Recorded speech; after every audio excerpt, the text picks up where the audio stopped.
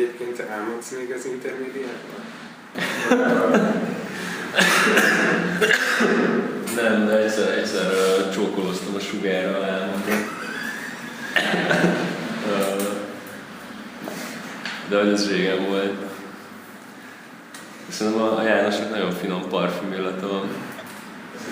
Jelen.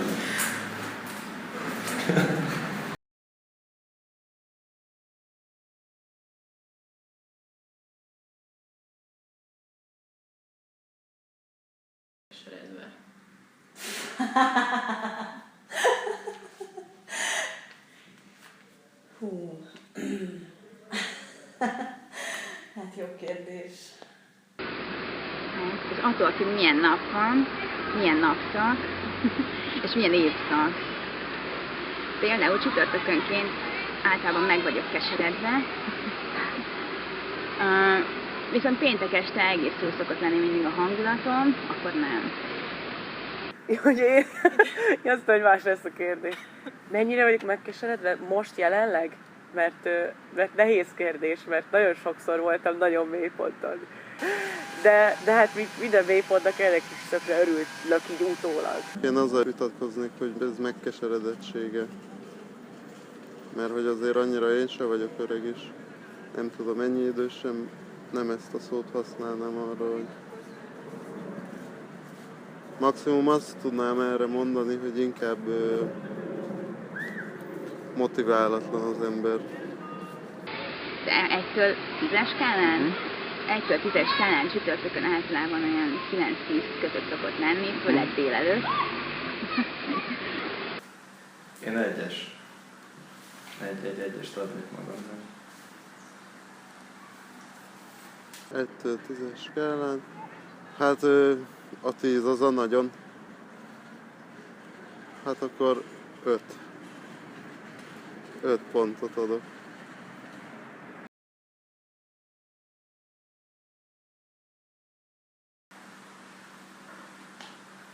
Hát szerintem a kettő nem igazán jár együtt. Jó, de nem azért hűész valaki, mert depressziós. Ez most egy fasság, nem tudom. Nem tudok erről válaszolni.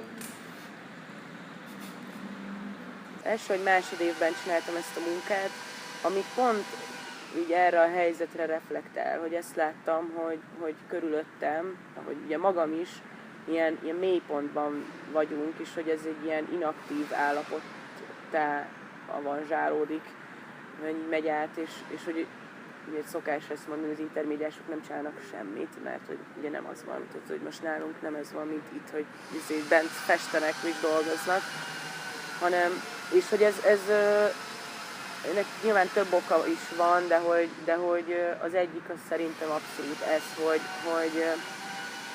hogy ugye folyamatosan nap mint nap mondva van nekünk az, hogy ez milyen nehéz szakma, és hogy milyen nehéz ebből megélni, és hogy végzünk is, és akkor nem lesz semmi, és nem tudom.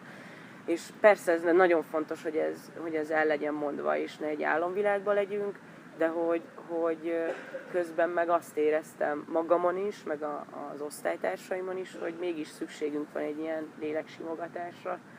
És akkor ezért készítettem a művész simogatót. A kreatív, tehát ha kreatívnak kell lenned, akkor valamiféle hiányt kell pótolnod szerintem. Legalábbis lehet így is felfogni a kreativitást, illetve olyan helyzetekbe kreatívkodni, ahol ugye valamit pótolni kell, vagy megteremteni, és hát szerintem ott tehát egy ilyen helyzetben azért jobban megmutatkozik a művészi hajlam, a művészi kreativitás, hogyha valamit mint már mondottam, azért pótolni kell. Mondjuk az jó lenne, hogy több ilyen nem tudom, mondjuk ilyen programokat tanítanának, tehát ami ilyen jobban kézzelfogható tudás lenne, az tök jó, mert most járok a 3D-re, és akkor az tök jó, hogy így valamiben így érzem, hogy fejlődök, igen, és akkor valamihez fogok így érteni, és alapvetően az intermédiában nehéz, tehát hogy nincsen az, hogy akkor most tökére viszem a festészetet, és nagyon, tehát hogy nincsen egy ilyen érzetem most így negyedévesként, hogy most így valamihez így úgy nagyon értek, hanem hogy sok mindenhez értek egy kicsit, vagy nem tudom, mert hogy igen. Az ínséges időkre? Hát nincsen receptem. Segíteni kell másokon akkor, amikor te rosszul érzed magad. Mondjuk.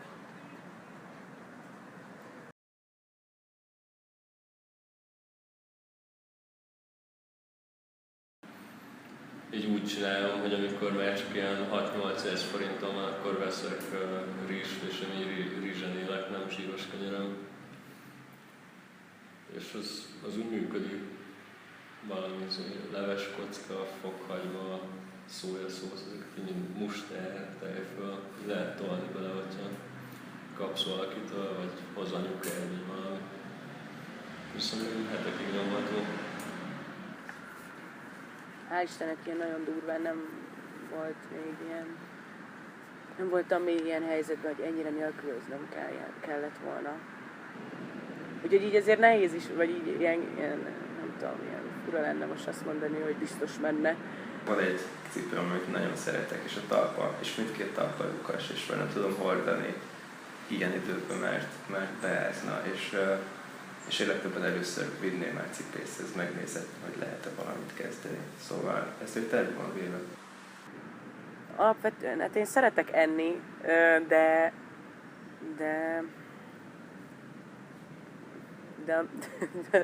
közben azt kell, hogy mondja, hogy a művészet mindennél fontosabb.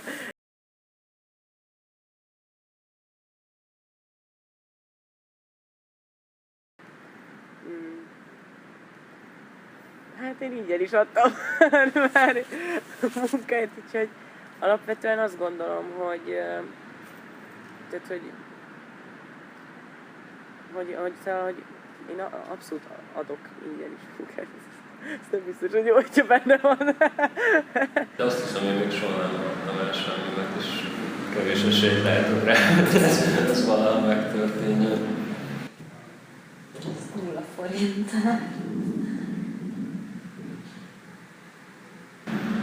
Mondjuk a legkisebb összeg az így 0 forint. Vagy még lehet, hogy fizetnék azért, hogy átkerüljön oda BKV jegyet, vagy valami.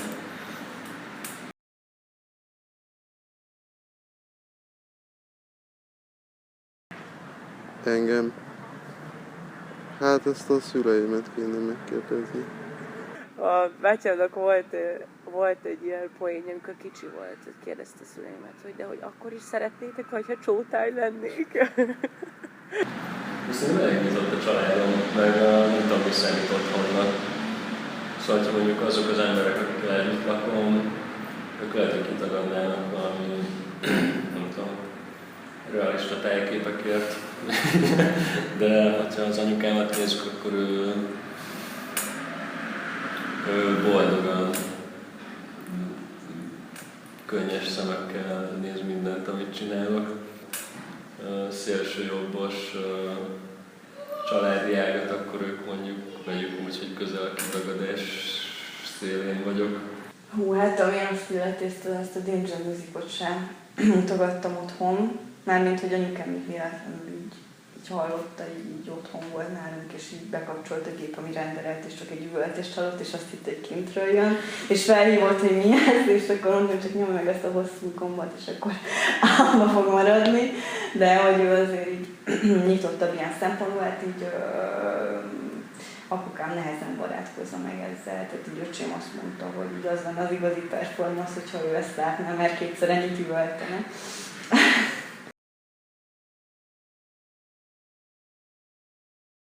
Szem szerint egy biztos, és hát nem tudom, apukám, anyukám.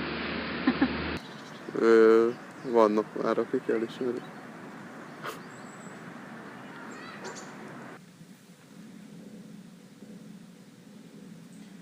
Hát fogalmam sincs. Ez attól is függ, ugye, hogy egyáltalán a pályán marad-e az ember, vagy hogy alakul, azért ez nem egy kiszámítható pálya. Hát, hogyha előbb halok meg, mint az ismerőseim, akkor még ezt pár évig ők biztosan fognak. De ennél azért optimistábban állok a dologhoz, de nem szoktam ezen gondolkozni, hogy mi lesz, hogyha majd én meghalok, hogy bekerülök-e a kánonba, és majd tanítják ezt a történelem, vagy a műftöriben, meg nem tudom, szóval ezeken nem szoktam gondolkozni.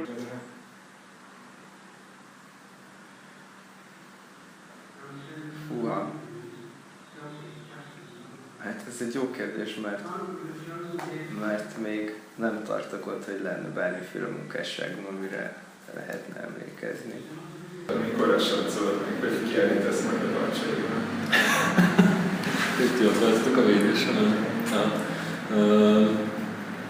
Az egy félreérthető mondat volt, azt hiszem, mert többen úgy értelmezték, hogy én lenézem a Barcsai teret, mint kiállító helyet, és azt gondolom, hogy nekem ott ciki lenne kiállítani. Közben ezt meg úgy értettem, hogy nagyon kevesen férnek hozzá ahhoz a térhez, mint kiállító térhez, és nem pontosan látom, hogy kik befolyásolják, hogy éppen kik állíthatnak ott ki. Hogy fontos-e? Persze, valamilyen szinten persze, hogy fontos. De valószínűleg, ha nem ismernék el, akkor is csinálna valamit az ember. Szóval nem tudom, érted, ez olyan dolog, hogy otthon tele van a szennyes láda, kimosol és kiteregetsz, és hazajön az anyukád, vagy bárki, aki fontos neked, és azt mondja majd, hogy na, örülök, hogy ezt megcsináltad. És akkor elismeri a munkádat. Most az, hogy kifestem a körmömet, és valakinek tetszik, az ugyanolyan, mint ha festenél egy képet, és akkor valaki azt mondja, hogy hú, de ügyes vagy. Nem biztos, hogy ez adja egy műnek az értékét, hogy hányan szeretik, vagy tudom, hányan vásárolnák meg. Jó.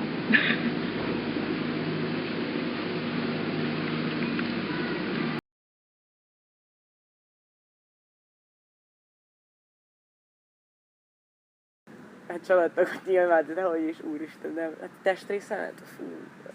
Hát szerintem így az van, hogy például az anyukám az így fel van áldozva a művészeti oltára, mert ő fizeti a mobil számlámat, és elég sokat használom arra, hogy művészekkel beszélgessek. Szóval talán az anyámat. Igen, mondanám, hogy kislábúj, mert hogy azt használom legkevésbé művészetkészítéshez, de ki tudja, hogyha egyszer lesz olyan munkám, amikor majd kelleni fog, és akkor ez tök rossz lenne, de nem tudom. Ja. Nem tudom. Legnagyobb áldozat?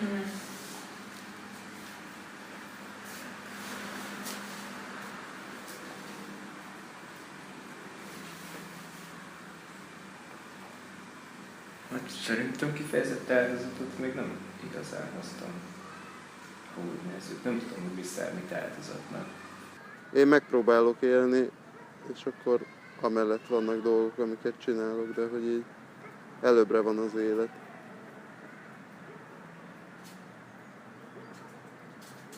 Tehát, hogy lényegében jól akarom magamat érezni a bőrömben. Erről szól minden. Jó pár éve megismerkedtem ugye Szőlősi Gézával, akiből írtam is a szakdolgozatomat,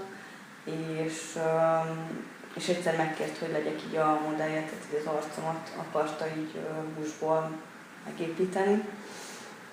És akkor így, nem tudom, rá pár hónapban volt ilyen gondolatom, hogy esetleg így írhatnék egy ilyen papírt, hogyha így esetleg úgy alakul, vagy amikor úgy alakul, akkor én így nekiadnám így az arcom, hogy használja, lehet, hogy tudna vele valamit kezdeni, tehát hogy így, vagy hát nem csak így az arcom, hanem akkor így a testem, így biztos, hogy át tudná szabni, vagy így valamit így. Én nem hiszem, hogy nagyon szeretnék áldozatokat hozni a művészetemért. Én azt szeretném, hogy ez ösztönből jöjjön, és kényelmes legyen, és jó legyen. Nem szeretnék lemondani a magánéletemről például a művészetét. Nem tudok ilyen áldozatokat mondani. Igazából én jól érzem magam, van egy nagyon szuper párkapcsolatom, és nagyon sokan mondják, hogy le kell róla mondani, hogy te művész akarsz lenni, én nem szeretnék.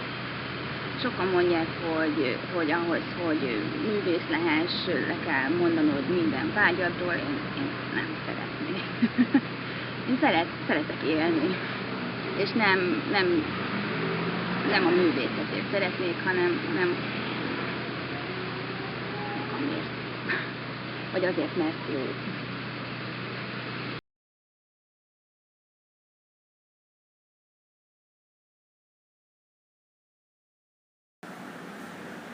Honnan tudjátok a diszkó szabályt, hogy ezt nem megértem? Ezt a Szent Jobbik mondta mindig, hogy ha késtél, akkor azt kell mondani, hogy ez nem diszkó. És hogy azért, mert ez nem egy diszkó, ahol bárki bejárhat.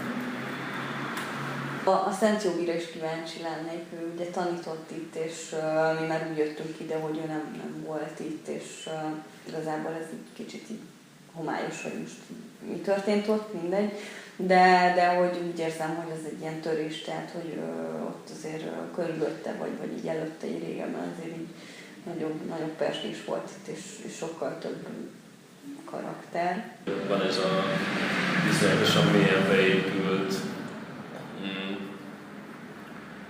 valami kényszer az emberekben, hogy így mondjuk én attól leszek jó művész, hogyha a képzőn a tanító bácsi vagy néni azt mondja, hogy én jó művész voltam, attól nem leszek jó művész, hogy az osztálytársaim azt mondták, hogy jó művész vagyok, és hogy valahogy ez a mindig felfele hinni, valahogy ez szerintem egy hülyeség. És úgy persze kell azért feedback, meg kell az, hogy valaki kanonizáljon, de hogy így észre kell venni, hogy mindig voltak olyan alternatív helyek, kanonizálódtak utólag, és hogy saját maguknak teremtették meg a saját közüket. Az ilyet mennyire lehet tanítani? Hát, a technikai részét meg lehet tanítani a dolgoknak, a másik részét meg hát lehet segíteni az embernek a gondolkodását. Szóval, hogy így lehet terelni, de ez meg nehéz, mert nem szabad túlzottan befolyásolni a gondolkodást. Szóval, hogy igazából egy irányt kell mutatni, és akkor, ha beindul valami az agyba, akkor utána már nem lesz gond azzal, hogy most ez rajz, vagy videó, vagy akármi. Amit így hiányolok most, az az, hogy legyenek, hogy több ilyen közös óra legyen a más szakokkal. Tehát, hogy kicsit belelássak abba is, amikor valaki teljesen másként gondolkozik. Most azért van egy-két olyan órám, amikor együtt vagyok a festőkkel, vagy a szobrászokkal, de hogy még sincsen olyan fajta dialógus, mint ami mondjuk az osztálytársaimmal, vagy más intermédiásokkal van. Igazából furcsa, nem tudom, hogy például festőszakon milyen emberek vannak, vagy szobrászakon. Hiszen sokkal jobb lett volna, hogyha egy kicsit jobban tudok vegyülni velük, vagy nyitottabbak vagyunk. Azt hiszem, ezt a nyitottságot hiányolom igazából az intermédiáról is.